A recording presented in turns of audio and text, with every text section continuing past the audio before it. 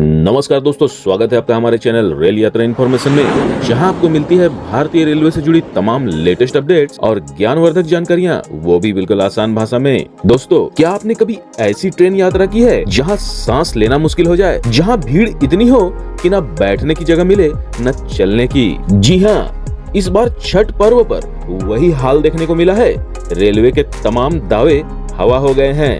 यात्रियों की हालत ऐसी है कि ट्रेन में चढ़ने के बाद उन्हें लग रहा है जैसे वो सफर नहीं बल्कि किसी जंग के मैदान में है। कैमरा उठाकर सच्चाई दिखाना चाहो तो रेलवे ने फोटो वीडियो बनाने पर बैन तक लगा दिया है। आखिर क्या छिपाना चाह रही है भारतीय रेलवे? चलिए जानते हैं पूरी कहानी विस्तार से। दोस्तों, दीपावली और छठ के लिए रेलवे बोर्ड ने दावा किया था कि यात्रियों की सुविधा के लिए 12,000 अतिरिक्त फेरे चलाए जाएंगे, लेकिन ये दावा सिर्फ कागजों पर ही रह गया। हकीकत में ट्रेनों में भीड़ बेकाबू हो चुकी है। कोई शौचालय में खड़ा है, कोई गैलरी में, तो कोई महिला और दिव्यांग बोगियों में जगह ढूंढने की कोशिश कर रहा है। ट्रेनों में यह हालत है कि सांस लेना भी मुश्किल हो गया है। रेलवे ने इस भीड़ को संभालने के नाम पर एक और चाल चली, फोटो और वीडियो बनाने पर बैन। चारबाग रेलवे स्टेशन पर आरपीएफ प्रभारी ने यात्रियों को मोबाइल से वीडियो रिकॉर्डिंग करने से रोक दिया। सिपाहियों को फुट ओवरब्रिज और प्लेटफॉर्म पर तैनात कर दिया गया ताकि कोई अव्यवस्था कैमरे में कैद न हो सके। लेकिन सवाल यह है कि अगर सब कुछ ठीक है तो फोटो और वीडियो बनाने पर रोक क्यों? यात्री परेशान हैं क्योंकि रेलवे की नई कमाई नीति उनके सिरदर्द बन गई है। स्पेशल ट्रेनों का किराया रेगुलर ट्रेनों से कहीं ज्यादा है, लेकिन टिकट फिर भी वेटिंग में ही मिल रही है।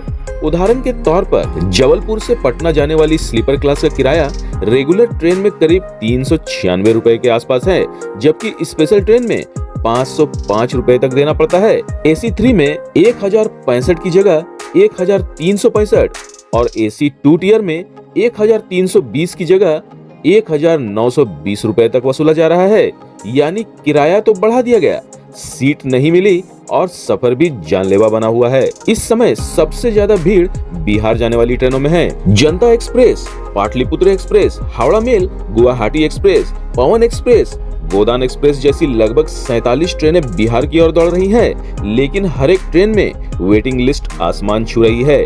कुछ स्पेशल ट्रेनें तो मदन महल जैसे स्टेशनों से चलाई जा रही हैं, जहां न खान पान की सुविधा है और न यात्रियों के लिए पर्याप्त इंतजाम। सफर लंबा है और लंबा सफर तय करने वाले यात्री प्लेटफॉर्म पर पानी और भोजन के लिए भटक रहे हैं। रेलवे की अव्यवस्था का सबसे ताजा उदाहरण अवध आसाम एक्सप्रेस है। चारबाग स्टेशन पर जब ये ट्रेनें पहुंची तो उसके जनरल कोच में पैर रखने की जगह नहीं थी। लोग सीटों पर चादरें बांधकर झूल रहे थे।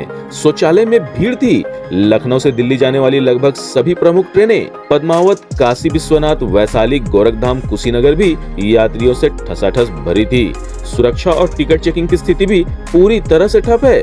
भीड़ के कारण टीटीई को बोगियों में घुसना तक मुश्किल हो गया है। स्कॉट स्टाफ इनएक्टिव हैं और सुरक्षा जांच सिर्फ नाम की रह गई है। महिला बोगियों पर पुरुष यात्रियों ने कब्जा कर लिया है।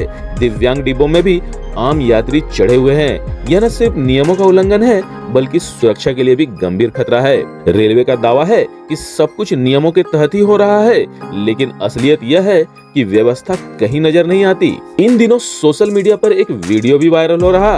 वीडियो में दिखाया गया है कि लखनऊ के चारबाग स्टेशन पर एक चैनल का रिपोर्टर ट्रेन की खिड़की के पास बैठे एक यात्री से बात कर रहा है। यात्री बताता है कि वह राजस्थान से यात्रा कर रहा है और पिछले 24 घंटे से ट्रेन में ही फंसा हुआ है और 24 घंटे से टॉयलेट तक नहीं गया है। हालात ये है कि कोच में इतनी भीड़ है कि वह हिल भी नहीं पा रहा।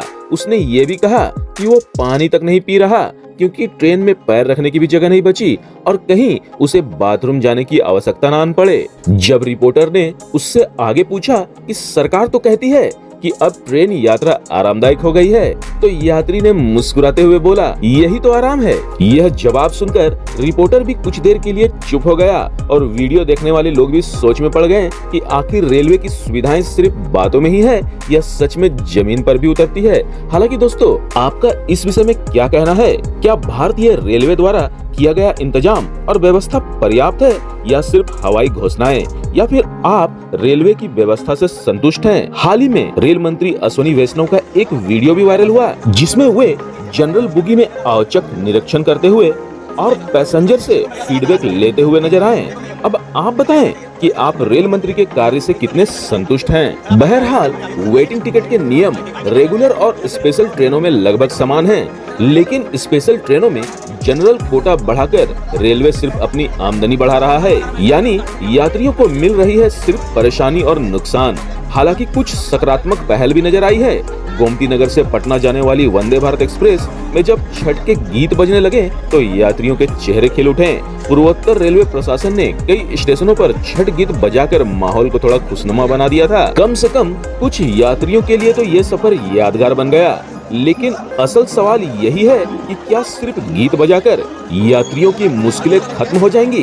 क्या रेल मंत्रालय के बड़े बड़े दावे सिर्फ त्योहारों में दिखावे के लिए हैं? यात्रियों को राहत कब मिलेगी, जब सांस फूलने की जगह बैठने की सीट और खाने का इंतजाम भी एक सुविधा नहीं बल्कि लग्जरी बन चुका है?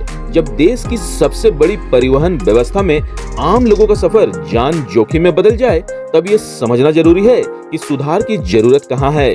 यह वीडियो सिर्फ शिकायत नहीं, सवाल है उन लाखों यात्रियों की आवाज है जो हर त्योहार पर उम्मीद लेकर रेलवे की ओर देखते हैं, लेकिन मिलती है सिर्फ भीड़, गर्मी और लापरवाही। अगर आप भी इस हालात से गुजर चुके हैं या आपकी कोई कहानी है तो कमेंट में जरूर बताइएगा दोस्तों। और हाँ, चैनल को सब्सक्राइब करें ताकि रेलवे से जुड़ी हर सच्ची और जरूरी खबर आप तक सबसे पहले पहुंचे, वो भी बिल्कुल आसान भाषा में। तो मिलते हैं अगले वीडियो में, तब तक के लिए शुभ यात्रा।